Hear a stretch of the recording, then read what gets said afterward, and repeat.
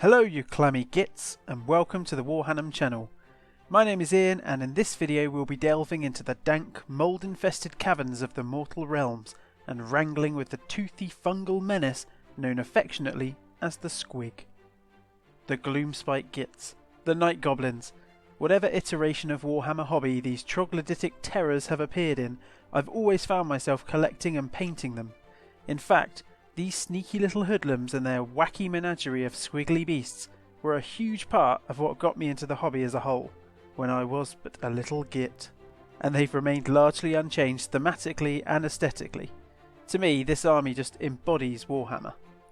With the recent release of the stunning Grimcrack's Loon Court, and with the imminent new shiny battle tome, now seemed like the perfect time to get painting some reinforcements for my favourite Age of Sigmar army. In this first of two videos, I'll be explaining how I paint the orange squigs in my army. Then next time, I'll focus on the grots themselves. A big thank you to good friend and fellow Hampshire Hammerer Martin for the video suggestion. And stick around to the end of the video to find out how you could win a Loon Court of your very own. I'll be painting up Grib the Wonky Lance's squig in this video, but these colours and techniques can be applied to any squigs across the army. I've started with a grey primer, and then I'm going to add a base layer of Jokero orange to the top portion of the body, as well as the legs. As I'm going to go for a counter shaded effect with a light underbelly, I'll be applying Rakarth flesh to this area as a base coat.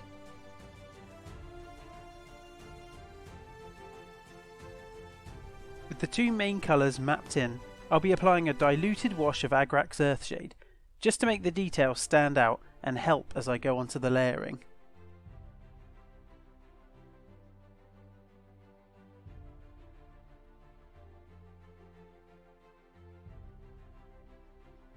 For the orange segments, nice little fruit pun there for you, I'll be layering Troll Slayer orange over the previous Jokero base layer. This one is quite a translucent paint, so it will take a few layers to build up a strong colour.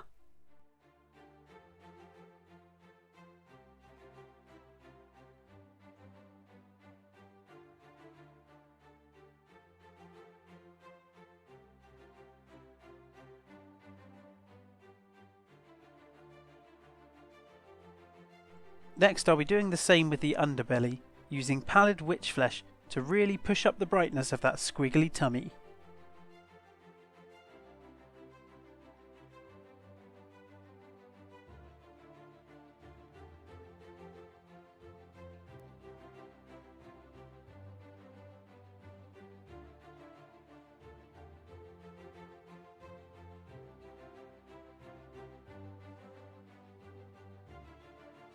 With both the main colours layered, it's time to do a basic blend to break up where the colours meet a little.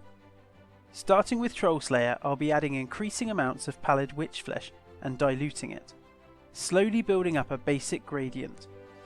Just keep working it and get the blend as smooth as possible. Obviously you can go back to this and keep working on it if you're not happy, or you could skip it entirely if you wanted a simpler, cleaner looking break between the colours.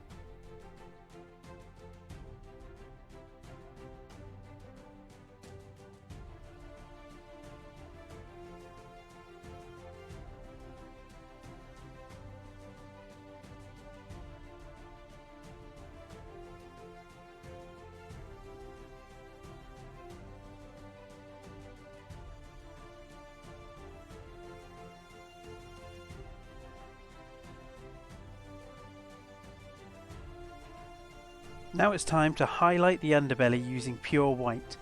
Catch all the edges of the wrinkles and folds.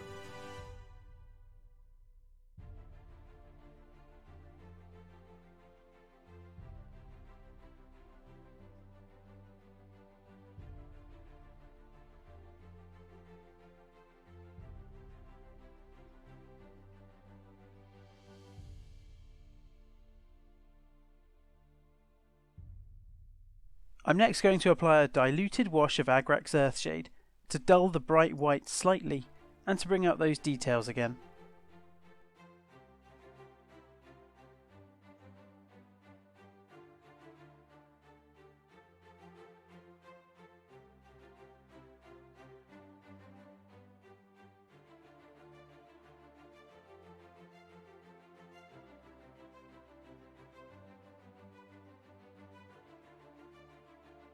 Turning my attention back to the orange, I'm going to apply a highlight of Fire Dragon Bright around the edges, on the creases and any knobbly bits.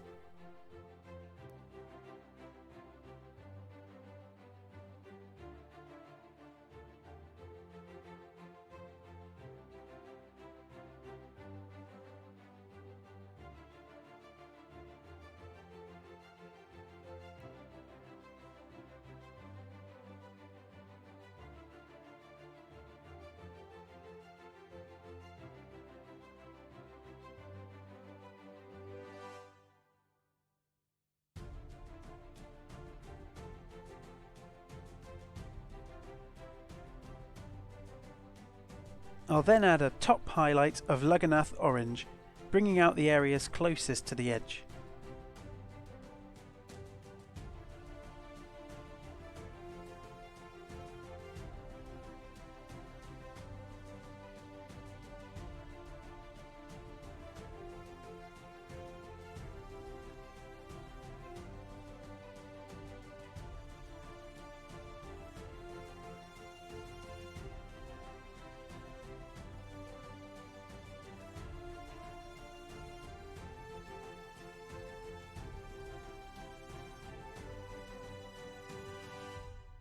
I'm now going to be adding some recess or pin washes of Drucky Violet to give a nice organic shade.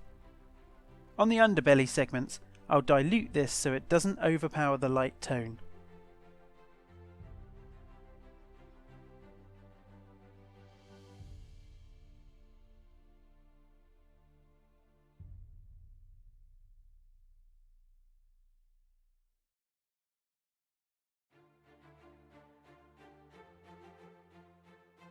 Then I'll be using Drucky Violet neat from the pot. I'll apply this to the recesses of the orange, and then I'll tidy up any highlights that need it afterwards.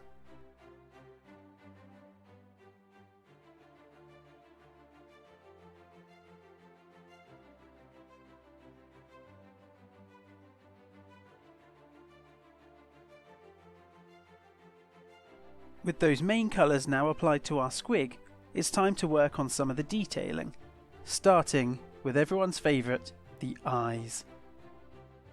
I start by applying some Avalon Sunset to the eyeballs. Then I'll add a small highlight of Aerial Yellow at the bottom of each eyeball.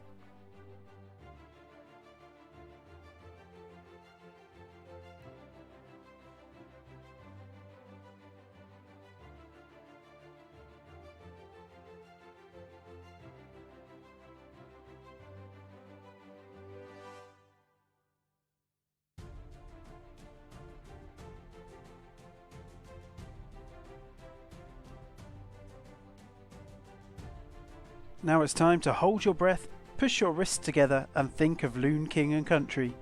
I'll apply a black dot for the pupil.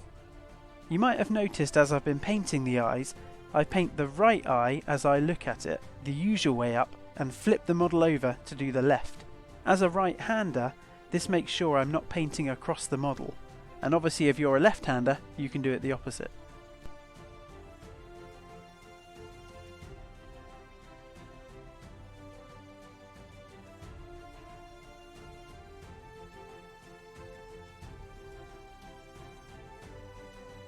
Now grab your finest brush as we add a white shine dot to the top of the eyeball, slightly overlapping the black pupil.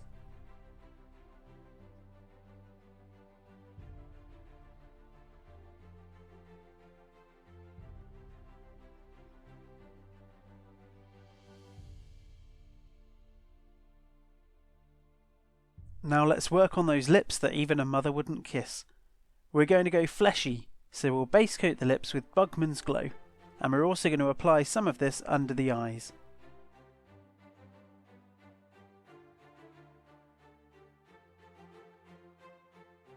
With a solid Bugman's base coat, we'll wash these areas with Drucky Violet. Then later we'll come back to them and layer them up with Cadian Flesh Tone.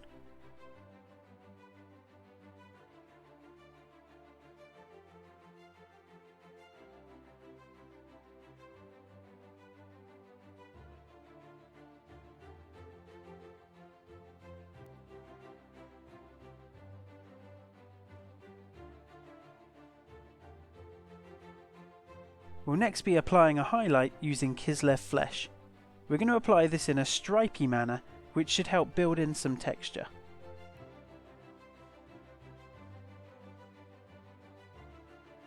With our first highlight done, we're going to go back to our good friend Dricky Violet and apply a diluted wash all over the lips and under the eyes.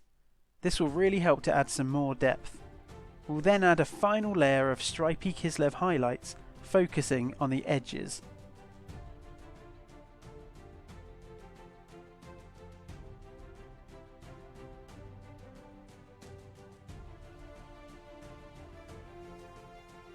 Now we've finished the lips, it's time to fill them up with some nice chompy teeth. We'll also be painting the horn and toe claws in the same manner. We're going to start with a base coat of Xandri dust.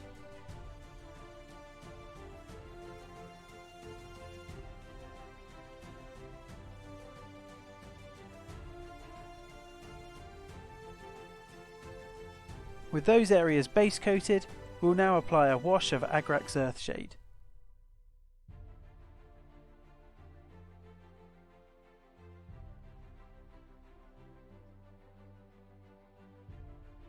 Once this shade is dry, I'll apply a striped highlight of our initial base coat Xandri dust.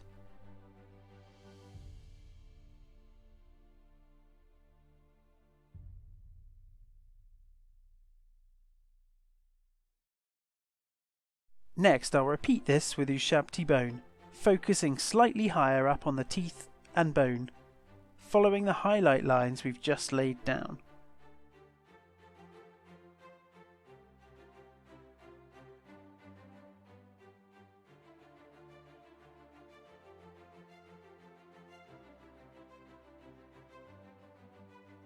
We'll then repeat this process with Pallid Witch Flesh as our top highlight. I'll also be adding a small dot near the base of the tooth, claw or horn, just to show a little bit of sheen.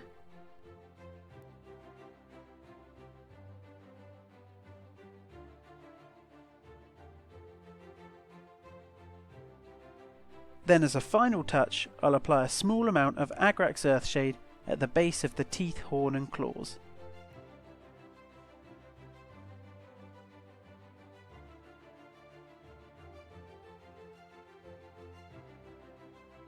And there we go, one orange bouncy bitey boy done. I've gone ahead and finished up the model, ready to slot into my army.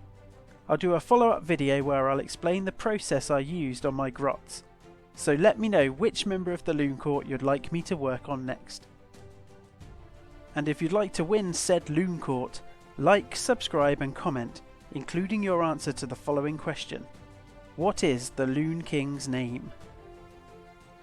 I'll pick a winner at random and announce them in January after part 2 of this video series. Thank you so much for watching, I really appreciate all your support. As always, if you have any feedback, please comment below, or you can catch me over on social media at the following. Thanks once again and see you next time.